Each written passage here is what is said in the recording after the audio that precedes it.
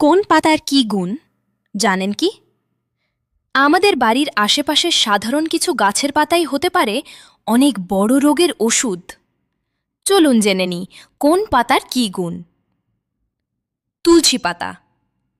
সর্দি কাশি বা গলা ব্যথা, 1 কাপ তুলসী চা বা মধুর সাথে তুলসীর রসেই মিলবে সমাধান। নিম পাতা।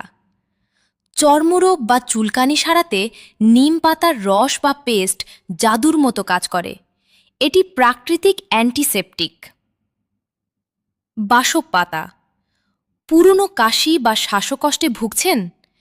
বাসক পাতার রস আপনার জন্য সেরা ঘরোয়া প্রতিকার। সজনে পাতা। পুষ্টির রাজা। হাড় মজবুত করতে এবং রক্তশূন্যতা দূর করতে রোজকার ডায়েটে রাখুন সজনে পাতা। পুদিনা পাতা। পেটের গণ্ডগোল বা হজমে সমস্যা? 1 গ্লাস পুদিনার শরবতই যথেষ্ট।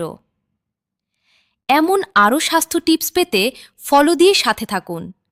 আপনার প্রিয় ভেষজ পাতা কোনটি? কমেন্টে জানান।